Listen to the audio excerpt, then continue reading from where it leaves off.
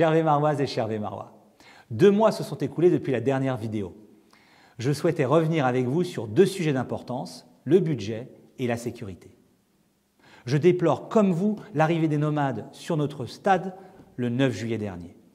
Malgré l'existence d'une aire d'accueil des gens du voyage à Louvres, nos communes sont régulièrement touchées par l'installation illégale de ces personnes.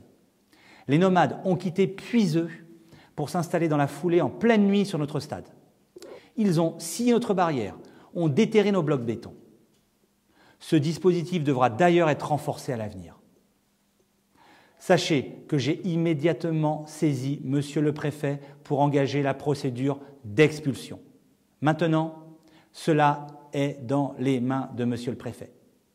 Je tiens à vous informer qu'en parallèle, j'ai demandé aux forces de gendarmerie ainsi qu'à la police intercommunale de multiplier les rondes dans notre village. Je souhaitais aussi aborder avec vous le budget qui a été voté le 15 juillet dernier. Nos projets sont aujourd'hui, et chacun peut le comprendre, impactés par la crise du Covid-19. Les instances départementales et régionales se remettent en route doucement et les dossiers des communes ont pris plusieurs mois de retard. Par exemple, il nous a fallu tout récemment à nouveau délibérer pour les subventions portant sur notre école, les subventions régionales ainsi que les subventions départementales. Je tiens à vous assurer que notre budget est élaboré dans le respect de nos engagements de campagne. La priorité est évidemment mise sur notre nouvelle école, mais aussi sur le respect plus grand de notre environnement, ainsi que sur l'action sociale, pour être à même d'aider celles et ceux qui souffrent de la crise sociale et économique qui va nous frapper durement.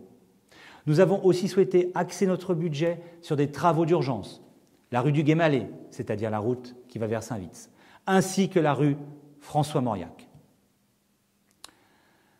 Nous avons aussi insisté dans notre budget sur le sport.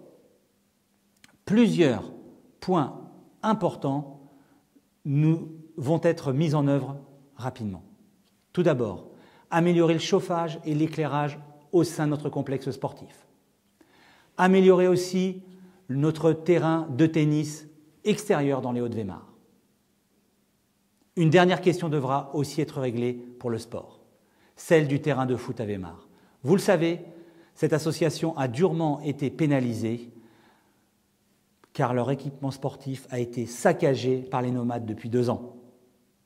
J'ai chargé la commission sport, menée par mon adjoint Didier Prévost, de nous faire des propositions afin que les sportifs puissent bénéficier de vraies conditions d'entraînement à l'avenir.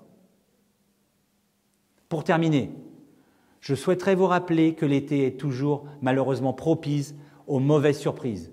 N'oubliez pas l'opération Tranquillité Absence portée par la police intercommunale. Ce dispositif est gratuit et propose une surveillance de votre domicile à des horaires variés. Pour bénéficier de ce service, il suffit juste de remplir le formulaire disponible sur le site de la commune ou en mairie et de le transmettre à la police intercommunale 72 heures avant votre départ. Chères Vémaroises et chers Vémarois, à l'heure où le Covid montre malheureusement quelques signes de reprise, je peux vous assurer que les agents de la commune, l'équipe municipale et moi-même restons mobilisés au quotidien. Restez et restons vigilants. Continuez et continuons à pratiquer les gestes barrières. Et surtout, prenez soin de vous et de vos proches. Bonnes vacances à toutes et à tous. Je vous remercie.